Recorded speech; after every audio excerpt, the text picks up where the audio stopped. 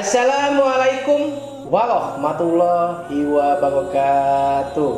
Ketemu lagi dengan Jos Magic ya, dengan program Ngopi Yuk, ngobrol perkara iman. Dan hari ini sangat cerah sekali ya, baik itu hujan, badai, panas. Dan hari ini sangat happy ya, karena tema hari ini jalan menuju surga. Wah ya, enak ya. Kalau yang mau masuk surga, ayo menuju jalan yang benar. Ya.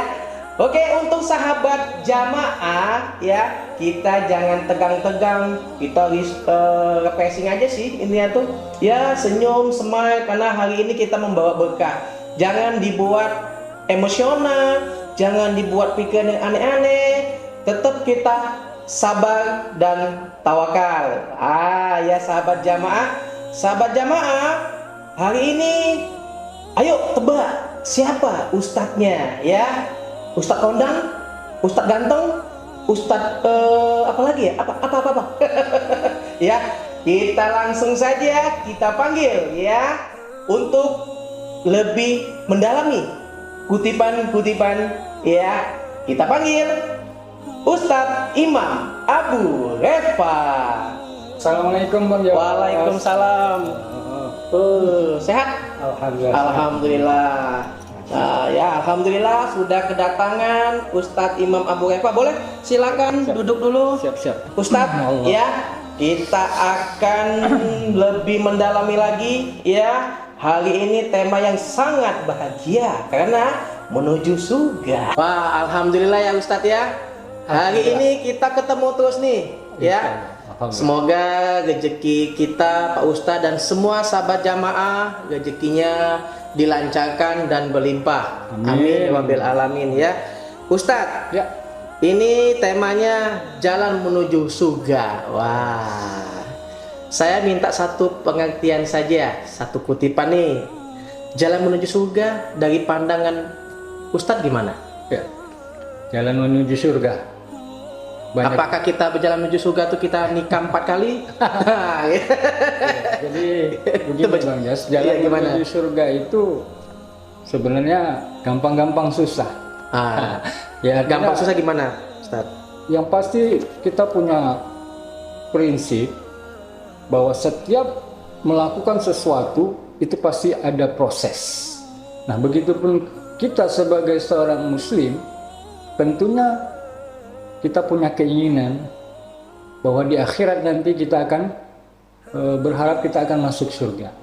Nah, bagaimana prosesnya? Nah, inilah yang akan kita sampaikan nanti dalam tausiah kita kali ini.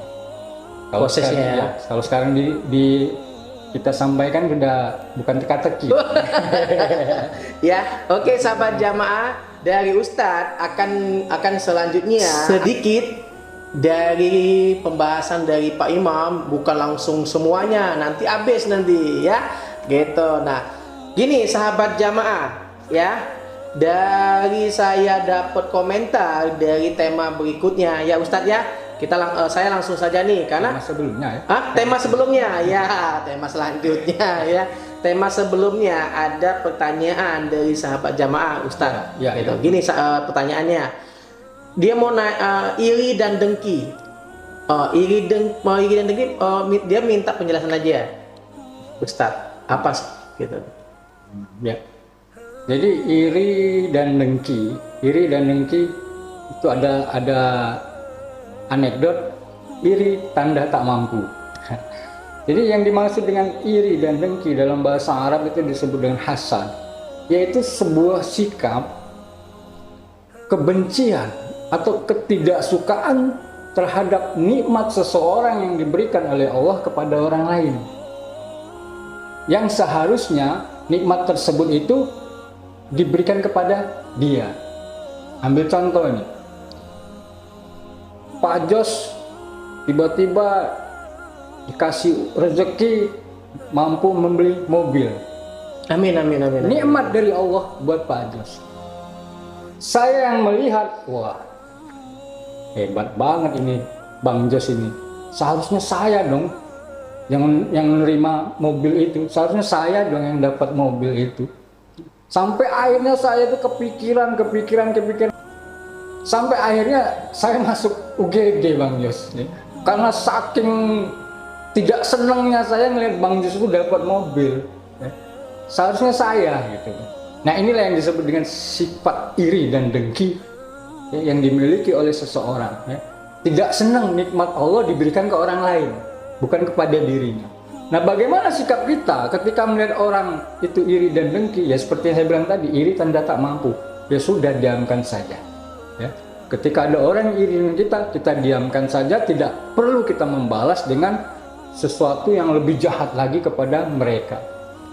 Yang kedua, kita doakan mereka. Ya. Mudah-mudahan ya, mereka pun mendapatkan apa yang kita miliki dan diberikan hidayah oleh Allah agar sifat iri dan dengki itu hilang dari dirinya. Itu ya Ustadz ya. Jadi kesimpulannya gini sahabat jamaah, iri dengki itu tidak boleh.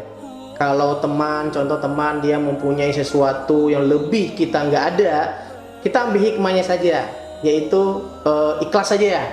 Ikhlas aja.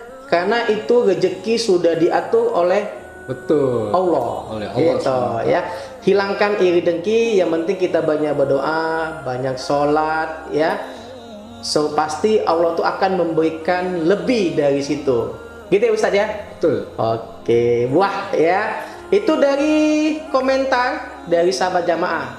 Terima kasih untuk sahabat jamaah atas komentarnya dan sudah dijelaskan oleh Ustadz. Ya, nah mohon diterima kalau ada kekurangannya penjelasannya nanti bisa dikomentar lagi. Asik. Mantap ya, mantap ngapa? Haus. Ngopi dulu kita, ya. Boleh? Ngopi dulu ya. Bismillahirrahmanirrahim. Alhamdulillah. Wah, ngopi yuk. Ngobrol perkara iman sambil ngopi. Ya, kita langsung saja ya Ustadz ya. Gini, kita yang tadi saya jelaskan, tema kita adalah jalan menuju surga. Biar sahabat jamaah juga maksud dan tujuan jalan menuju surga itu seperti apa dari dakwanya Ustadz. Gitu. Nanti habis itu seperti biasa Ustadz, tema-tema berikutnya gitu ya? Saya akan ada tebak-menebak dalam pertanyaan. Kirain mau ngajak ngopi lagi Bang. Pasti dong ngopi lagi ya kan, gitu. Karena di sini kita ya ngopi yuk. Ngopi itu biar ganteng. Oh gitu ya, bukan nambah hitam ya. Bukan. Oke, untuk sahabat jamaah kita langsung saja dakwanya dari Ustadz Imam Abu Rehpa. Assalamualaikum warahmatullahi wabarakatuh. Alhamdulillahi rabbil alamin. Wa usalli wa usallim ala nabiyyina Muhammadin wa ala alihi wa sahbihi ajma'in. Amma ba'd. Ikhwafillah, sahabat jamaah yang insya Allah dimuliakan Allah Subhanahu wa Ta'ala, bahwasanya setiap manusia pasti memiliki apa yang dinamakan dengan cita-cita. Seorang mahasiswa kedokteran masuk kuliah kedokteran tentu punya tujuan. Apa tujuannya? Sudah dipastikan dia ingin menjadi seorang dokter. Kalau dia ingin menjadi seorang arsitektur, cita-cita dia punya keinginan untuk menjadi seorang arsitektur yang hebat, tentu dia masuk ke fakultas teknik arsitektur. Ini baru yang dinamakan dengan cita-cita dunia, hadirin sekalian. Lalu bagaimana kita sebagai seorang muslim? Adakah kita punya cita-cita, punya tujuan hidup di akhirat nanti? Sudah pasti kita semua ada. Dan sudah dipastikan bahwa kita sebagai seorang muslim yang mengaku beriman punya cita-cita, yaitu menuju surganya Allah Subhanahu wa Ta'ala yang penuh dengan kebahagiaan. Lalu bagaimana hadirin sekalian, sahabat jamaah, agar cita-cita tersebut tercapai? Nah, dalam hal ini Allah Subhanahu wa Ta'ala telah memberikan suatu jalan, suatu solusi dengan menawarkan suatu perniagaan, perdagangan dengan kita sebagai seorang muslim, orang-orang yang beriman. Yang kalau kita terima dagangan Allah ini, jual beli dengan Allah ini, untungnya apa? Duit, harta? Bukan. Tapi apa? Yaitu kita terhindar dari siksa atau azab Allah Subhanahu wa Ta'ala yang pedih. Atau dengan kata lain, surga Jannatul Na'im yang Allah janjikan untuk kita kalau kita terima perdagangan dari Allah Subhanahu wa Ta'ala. Dan hal ini diungkapkan oleh Allah Subhanahu wa Ta'ala di dalam Al-Quran surah As-Saff ayat 10 sampai dengan 11. A'udzu billahi minasyaitonir rajim. Ya ayyuhalladzina amanu hal adullukum ala tijaratin tunjikum min azabin alim. Tu'minuna billahi wa rasuli wa tujahiduna fi sabilillahi bi amwalikum wa anfusikum. Dzalikum khairul lakum in kuntum ta'lamun. Yang artinya, wahai sahabat jamaah sekalian, hai orang-orang yang beriman, hal adullukum ala tijaratin tunjikum min azabin alim. Maukah kamu, sukakah kamu aku tunjukkan suatu perniagaan yang bisa menyelamatkan kamu dari siksa yang amat pedih? Hadirin, dari ayat 10 ini Allah katakan, Allah kasih tawaran, hei orang-orang yang beriman, kalau kamu ingin terhindar dari siksa Allah yang begitu sangat pedih di neraka nanti, kata Allah. Atau dengan bahasa lain, Allah tawarkan surga untuk kita orang-orang yang beriman, yang kalau kita terima tawaran ini, insya Allah, Allah jamin kita akan masuk surga. Pertanyaannya apa? Bagaimana caranya agar kita terhindar dari siksa api neraka tadi yang katanya sangat amat pedih ini? Ayat 11 kemudian Allah katakan, tu'minuna billahi wa rasuli.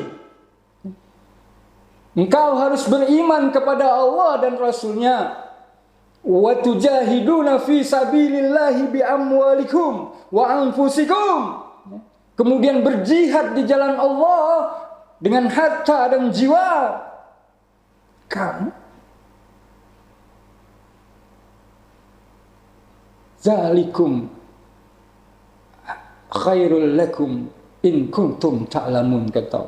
Ini lebih baik jika kamu mengetahuinya. Nah, jadi hadirin sekalian, ada dua kunci sukses, kata Allah Subhanahu wa Ta'ala, dari penjelasan ayat Quran surah As-Saff ayat 11 ini tadi, bahwa jalan menuju surga atau kita ingin terhindar dari siksa neraka itu, yang pertama kita harus beriman kepada Allah dan Rasulnya. Tu'minuna billahi wa rasuli. Nah, bicara tentang iman, bicara tentang perkara iman, artinya ini ada satu yang sangat penting dalam kehidupan kita ini. Sebagai kita seorang muslim.